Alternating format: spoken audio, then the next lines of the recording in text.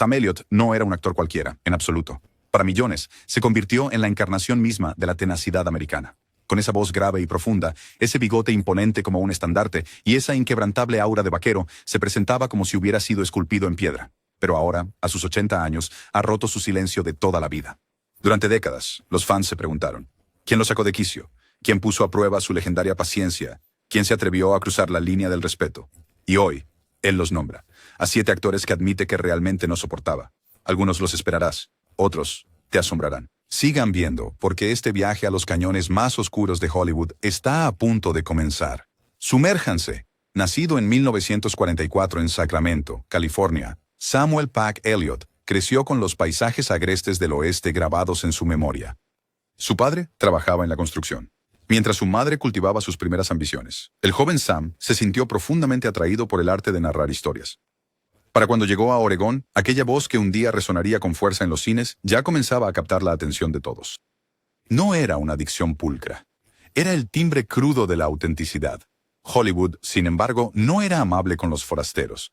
En los años 60 y 70, el sistema de estudios aún tenía a sus guardianes. Pero Sam poseía algo que ningún agente podía fabricar: presencia.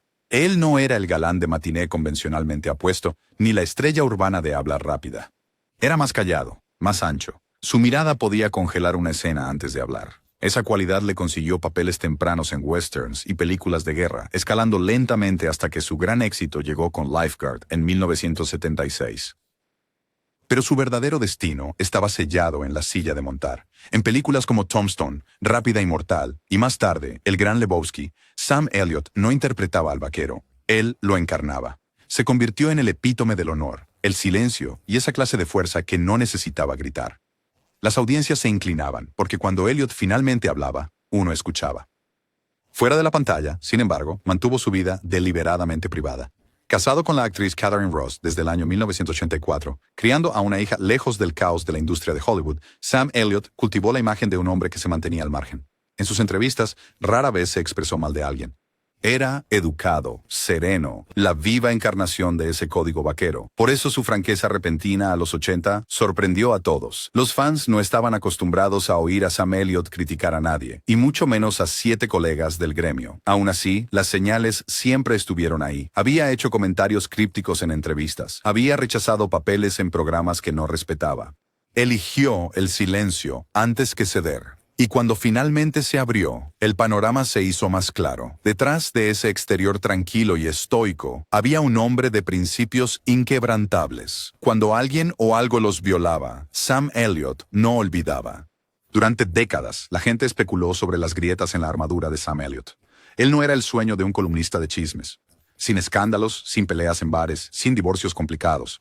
Pero los de adentro de Hollywood susurraban sobre su desdén por ciertos actores, aquellos que tomaban atajos, los que actuaban para la multitud, aquellos que, a sus ojos, se burlaban del código por el que él vivía.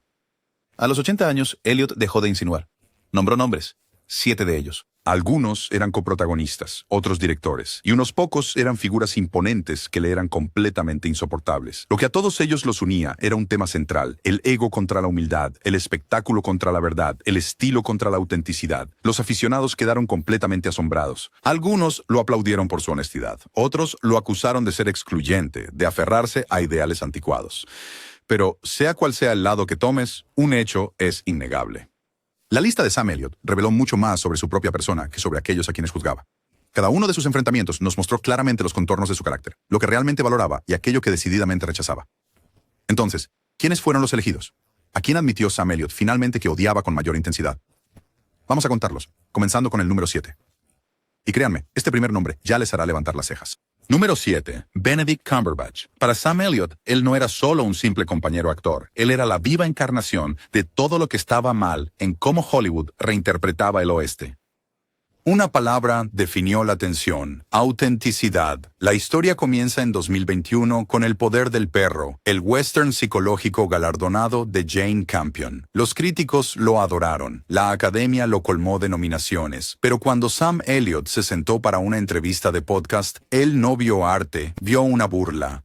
La interpretación de Cumberbatch como Phil Burbank, un ranchero taciturno de Montana que escondía profundas capas de dolor, fue aclamada como brillante. Sin embargo, para Elliott se sintió como una obra de teatro. Sin naturalidad, demasiado calculado, completamente extraño.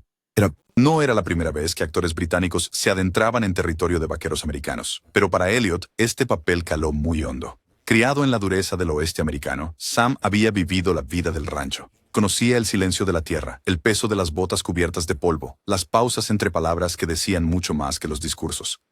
Al ver a Cumberbatch, él notó la postura, el vestuario y el acento, pero no el alma vivida de un vaquero. El punto de inflexión llegó en ese podcast cuando Elliot finalmente estalló, calificando la película de tontería y desestimando a Cumberbatch como afectado en su interpretación. En un instante, décadas de contención se desvanecieron, y su desdén por Cumberbatch quedó sellado. En pantalla, El poder del perro retrató a Cumberbatch como un maestro de la amenaza. Sus ojos entrecerrados, voz cortante y angustia oculta moldearon el tono inquietante de la película. Los críticos vieron capas de masculinidad tóxica deconstruidas, un audaz paso adelante para el género. Pero fuera de la pantalla, Elliot se erizó.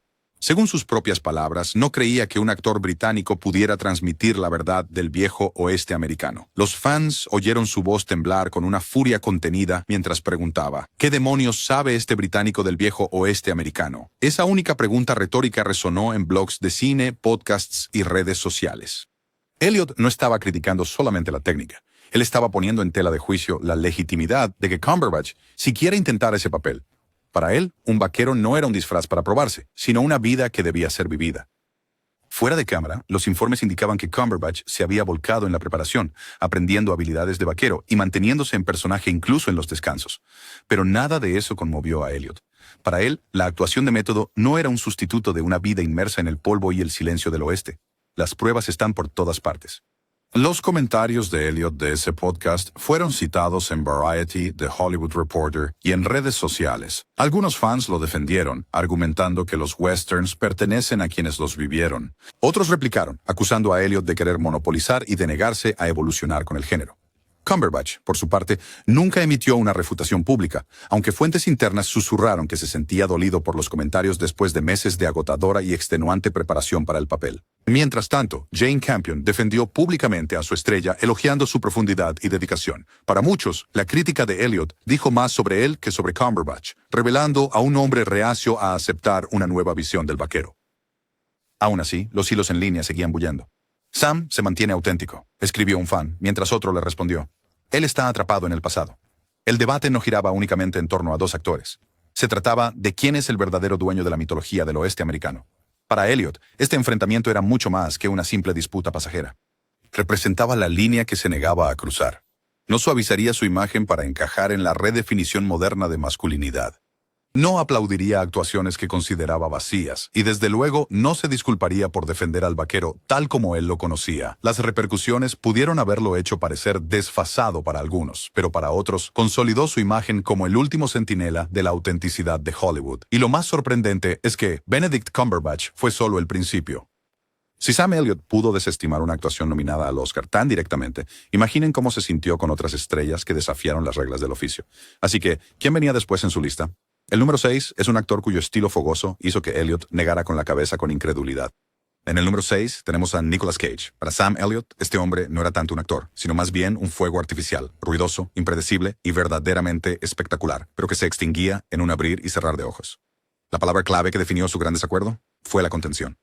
Sam Elliot construyó su filosofía actoral sobre el silencio. Él creía que una pausa podía tener más peso que una página entera de diálogo. Gestos sutiles, una mirada entrecerrada o el arrastre de una sola frase. Para él, estas eran las herramientas de los verdaderos actores. Nicolas Cage, en cambio, irrumpió en las pantallas con una energía completamente opuesta. Con ojos salvajes, volátil, propenso a estallidos repentinos de gritos o risas maníacas, Cage convertía cada escena en una auténtica descarga de adrenalina. Sus mundos finalmente colisionaron en el año 2007 con Ghost Rider. Elliot interpretó al canoso y experimentado cuidador Carter Slade, una figura de mentor con una profunda gravedad estoica. Cage, como Johnny Blaze, se decantó por decisiones excéntricas que dividieron a la audiencia. En pantalla, la combinación funcionó a la perfección. El contraste era precisamente el punto clave. Pero fuera de las cámaras, los informes sugieren que Elliot mantuvo su distancia. Fue educado, profesional, pero impasible. En conversaciones privadas, luego transmitidas por amigos, Elliot supuestamente describió el estilo de Cage como más fuegos artificiales que una llama. Para él, la imprevisibilidad de Cage no era arte, sino ruido, y ese ruido ofendía la creencia fundamental de Elliot de que la actuación debe servir. Servir a la historia, no eclipsarla. En la película Ghost Rider, el público fue testigo de cómo Cage se transformaba en un antihéroe sobrenatural, con llamas y cadenas que se extendían por toda la pantalla. El papel de Elliot era más tranquilo. El guía, el ancla, juntos formaban una imagen cautivadora, caos y calma, juventud y sabiduría. Pero aunque los espectadores vieran química, tras bambalinas, Elliot no estaba impresionado. Él creía que la intensidad de Cage rozaba la parodia. Según sus allegados, Elliot solía decir que la actuación debía gestarse, no explotar. Donde Cage hacía grandes aspavientos, Elliot prefería la calma. Cage, por el contrario, ha hablado en entrevistas de su enfoque neochamánico, describiendo la actuación como un experimento para superar límites. Elliot no podía estar más en desacuerdo. Para él era la disciplina, no la experimentación, lo que definía la grandeza. Luego dijo a sus colegas que actores que, por ego, dominan las escenas, hacen que la historia se adapte a ellos en vez de servir al personaje. Aunque nunca mencionó a Cage por su nombre, los fans y expertos no necesitaron mucha imaginación para saber a quién se refería. La evidencia está en entrevistas y reacciones de fans después de Ghost Rider. El estilo exagerado de Cage se volvió un punto de discusión en la cultura pop, generando memes, compilaciones y debates sobre si era genialidad o locura. Los críticos lo acusaron de sobreactuar. Sus admiradores defendieron sus audaces riesgos. Elliot se mantuvo en silencio públicamente, pero quienes lo conocían bien dicen que sus comentarios privados eran mordaces. Una frase se les quedó grabada: más pólvora que fuego. Los fans que descubrieron esa observación más tarde la repitieron en las secciones de comentarios diciendo que capturaba perfectamente la carrera de Cage. En los foros, algunos argumentaron que Cage dio vida a un papel que podría haber sido insípido. Otros decían que la seriedad tranquila de Elliot era lo único que anclaba la película. Esta división reflejaba la pregunta más profunda: ¿la actuación debe ser una tormenta o un susurro? Cage representaba la tormenta. Elliot encarnaba el susurro. Los fans tomaron partido. Para Sam Elliott, el choque con Cage no era personal, era filosófico. Subrayó su temor de que Hollywood estuviera premiando el espectáculo sobre la sustancia. El Oscar de Cage por Leaving Las Vegas no lo hizo cambiar de opinión. Tampoco lo hizo el fervor de culto por las excéntricas actuaciones de Cage. Elliot vio una tendencia peligrosa, una forma de arte perdiendo su tranquila dignidad, ahogada en ruido. Esto no cambió el camino de Elliot. Él mantuvo un rumbo constante, papeles cuidadosamente medidos, decisiones muy deliberadas y una insistencia en la sutileza. Pero la experiencia con Cage reforzó su creencia de que su forma de actuar se estaba convirtiendo en una especie rara en Hollywood, y eso hizo que la brecha doliera aún más profundamente. Pero Nicolas Cage no era el único. A continuación, el número 5 es un nombre muy conocido cuya pulcra imagen de vaquero hizo que Elliot pusiera los ojos en blanco. El número 5, Kevin Costner. Para la mayoría, él es el rostro de los westerns modernos, un protagonista que mantuvo vivo el género del vaquero para una nueva generación. Para Sam Elliott, sin embargo, la versión de Costner del oeste era poco más que un disfraz. La palabra que definió su ruptura: autenticidad. El camino de Kevin Costner al cine de vaqueros llegó décadas después de que Elliott ya se había labrado su lugar. Películas como Wyatt Earp, de 1994, y más tarde la exitosa serie Yellowstone, le dieron a Costner la reputación de un narrador rudo de la vida fronteriza. Los críticos elogiaron su intensidad melancólica y su interpretación pausada, pero para Elliot el problema no era la fama de Costner, era el artificio. Criado en el verdadero oeste americano, Elliot creía que el vaquero era un hombre forjado por el polvo, el silencio y las dificultades. Para él, la interpretación de Costner era demasiado pulcra, demasiado bonita, como una revista de moda disfrazada de dureza fronteriza. El punto de inflexión llegó cuando Elliot, al parecer, rechazó un cameo en Yellowstone. Según fuentes internas, lo desestimó como una telenovela con sombrero de vaquero. Aquello no fue solamente el rechazo de un simple papel, fue el rechazo de una visión completa y total. Costner, desde la perspectiva de Elliot, no estaba viviendo el código. Él lo estaba interpretando. En pantalla, Costner acaparaba la atención. Su personaje, John Dutton, en Yellowstone, irradiaba poder, lealtad familiar y una gravitas patriarcal. Millones de espectadores sintonizaron para verlo navegar batallas territoriales y venganzas de sangre, consolidando el programa como uno de los dramas de cable más exitosos de todos los tiempos. Pero fuera de cámaras, Elliot, al parecer, se molestó. Sus amigos dicen que se burló de las botas limpias de Costner, el cabello cuidado y un diálogo que fluía demasiado suave para un hombre que se suponía endurecido por la tierra. Él interpreta a un ranchero como si fuera un cosplay, murmuró Elliot una vez en privado, según quienes lo conocen bien. En su visión del mundo, ninguna cantidad de tomas escénicas o melancólicas. Los monólogos podrían suplir lo que Costner no tenía, la garra de la experiencia vivida. Aunque no hubo una disputa pública, los productores notaron frialdad entre ellos. Un veterano de la industria lo describió a la perfección. Nunca gritaron, pero el frío entre ellos podría congelar un desierto. Para Elliot, el oeste de Costner era una fantasía de Hollywood. El suyo estaba tallado en hueso y polvo. Las pruebas son sutiles, pero muy reveladoras. Elliot nunca apareció en Yellowstone, a pesar de que los fans lo pedían con insistencia para un cameo. En su lugar, decidió tomar un papel estelar en 1883, una precuela del mismo universo, pero con un tono mucho más sombrío y áspero. Para muchos, esa elección fue su propia y elocuente declaración silenciosa. Los aficionados debatieron de forma interminable. ¿Estaba Elliot criticando a Costner al decir que Yellowstone era demasiado pulido? ¿Era 1883 su manera de recuperar el oeste de los melodramas de telenovela? En línea, la división era muy clara. Los leales a Costner argumentaron que él aportó prestigio y un gran atractivo popular al género. Los fans de Elliot respondieron que Costner era un turista, no un auténtico vaquero, mientras que Elliot sí lo era.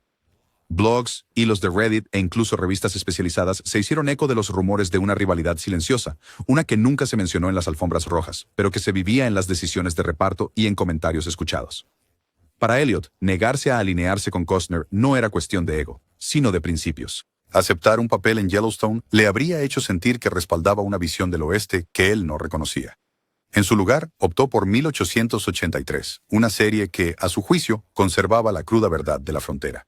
Esa decisión reforzó su reputación como el guardián de la autenticidad en Hollywood, un hombre que no estaba dispuesto a ceder ni siquiera por el programa de televisión más grande de América.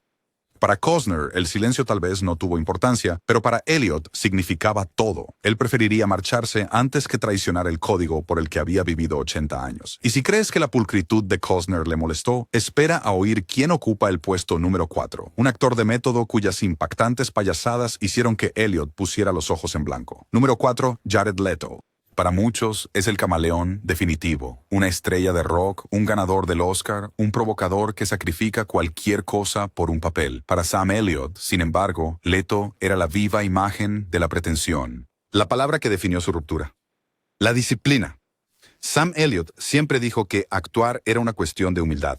Hacías tu trabajo, honrabas la historia y nunca atraías más atención de la que el personaje exigía. El enfoque de Jared Leto fue el polo opuesto. A mediados de los 2000, Leto era noticia por su método de actuación inmersivo, enviando ratas a sus compañeros en Suicide Squad, sin salirse del personaje entre tomas y presentando el comportamiento extremo como dedicación. Elliot y Leto nunca trabajaron juntos directamente, pero sus caminos casi se cruzaron. Elliot estaba, según se dijo, ligado a un film que se reconfiguró para el casting de Leto. Cuando se enteró del cambio, se retiró discretamente. Para quienes lo conocían, eso no fue indecisión. Eso fue una declaración. Amigos dicen que Elliot murmuró que Leto veía la actuación como un carnaval. Mero espectáculo. No compromiso. Para Elliot, para quien la actuación era un terreno sagrado, eso resultaba imperdonable. En pantalla, Leto deslumbraba a las audiencias. Su transformación en Rayon en Dallas Buyers Club le valió un premio de la Academia. Su disposición a desaparecer en los papeles hizo que los directores lo elogiaran como intrépido. Los fans se maravillaban de cómo podía lucir irreconocible de un proyecto a otro. Fuera de cámara, el desdén de Elliot no hacía más que crecer. Según fuentes de la industria, ponía los ojos en blanco ante las historias de Leto, enviando regalos extraños a sus compañeros de reparto. Para Elliot, atormentar a sus colegas no era arte, era pura indulgencia. Él creía que la actuación debía susurrar, no gritar para llamar la atención.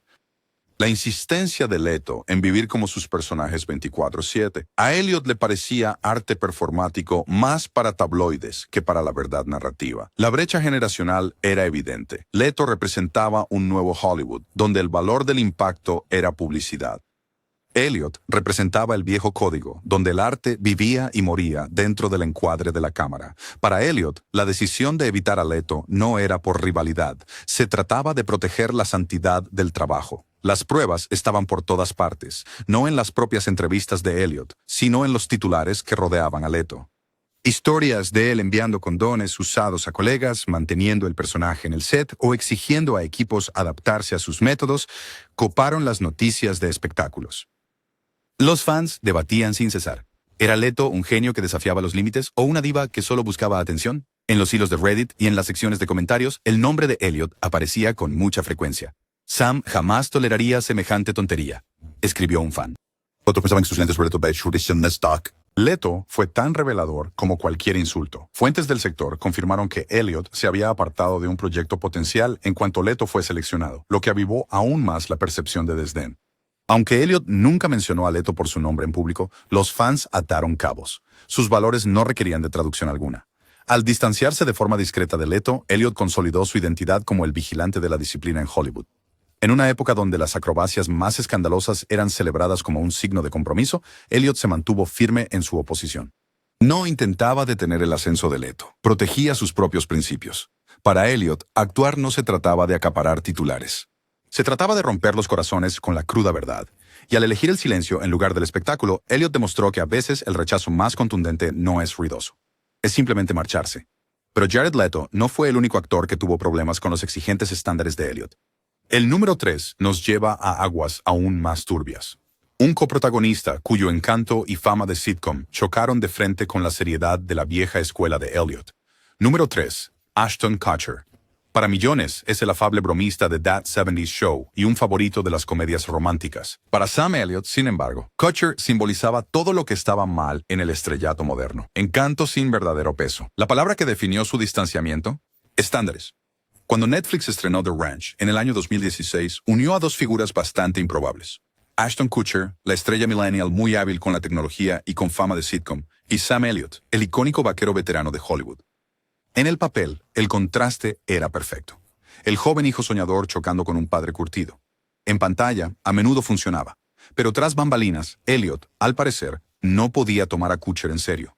Él venía de la escuela donde los actores se ganan sus galones lentamente, con papeles pequeños, roles de carácter y años de persistencia silenciosa. Kutcher, por el contrario, alcanzó la fama rápidamente con That 70s Show y luego supo transformar su carisma en películas, inversiones y una gran fama viral. Para Elliott, toda esa trayectoria le resultaba inmerecida. Un informante recordó a Elliott sacudiendo la cabeza y murmurando: «Es un buen tipo, pero no un actor de verdad». No era malicia, era decepción. Kutcher no era el enemigo, pero representaba una industria en la que Elliott ya no confiaba en absoluto. En pantalla, Colt Bennett, de Kutcher, aportó energía juvenil y un ritmo cómico, mientras que Bo Bennett, de Elliott, dio a la serie una gravedad estoica. Los fans amaron sus choques padre-hijo, elogiando la química entre ambos. Públicamente, Kutcher a menudo elogiaba a Elliott, llamándolo mentor y alabando su disciplina. Aunque fuera de cámara, fuentes describieron una fría calma. Elliott no saboteaba escenas ni provocaba conflictos, pero su silencio lo decía todo. Los miembros del equipo notaban gestos sutiles, una mirada entrecerrada, un comentario mascullado o un leve movimiento de cabeza cuando Kutcher se equivocaba en sus líneas o adoptaba una interpretación al estilo de las comedias de situación. A ojos de Elliott, Kutcher era demasiado superficial, demasiado pulido, un intérprete moldeado por los medios de comunicación en lugar de forjado por la adversidad. Él una vez comentó en privado: «Parece que está actuando como alguien que aprendió a actuar viendo videos en YouTube». Para Elliott, eso no era crueldad, era un veredicto. La prueba está en las reacciones de los fans. Muchos espectadores amaron The Ranch, pero admitieron que Elliott parecía cargar con el peso de la autenticidad, mientras que Kutcher se apoyaba en el encanto. Los críticos observaron que Elliott logró elevar el material, mientras que Kutcher a veces parecía estar fuera de lugar. En las redes sociales rápidamente estallaron intensos debates. ¿Fue esta peculiar combinación un acto de genio deliberado o simplemente un desacierto? El propio Kutcher nunca dio indicios de tensión, sino que siempre se dedicó a elogiar a Elliott en todas sus entrevistas. Pero los fans notaron el desequilibrio. «Sam lo hace sentir real», escribió un comentarista, mientras que Ashton parece que está de visita. Elliott nunca expresó sus sentimientos públicamente, pero su comportamiento en el set, callado, estoico, impasible, se convirtió en su propia clase de evidencia. Los fans que captaron esas vibras vieron la verdad entre líneas. Para Elliott, trabajar junto a Kutcher le reafirmó su sospecha de que Hollywood priorizaba la cercanía con el público por encima del contenido. Él no le caía mal Kutcher como persona. Lo que él rechazó fue el sistema que ponía el carisma por encima del oficio. Al presentarse, al realizar su trabajo con dignidad y al negarse a comprometer sus propios estándares, Elliott hizo una declaración.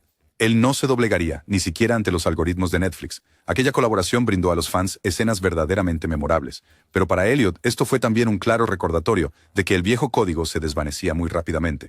Él era uno de los últimos hombres en pie, y lo sabía. Pero si crees que una estrella de sitcom le revolvió las plumas a Elliott, espera a ver quién aparece en el número 2, una directora cuya reprimenda pública se convirtió en una de las disputas más sorprendentes de Hollywood.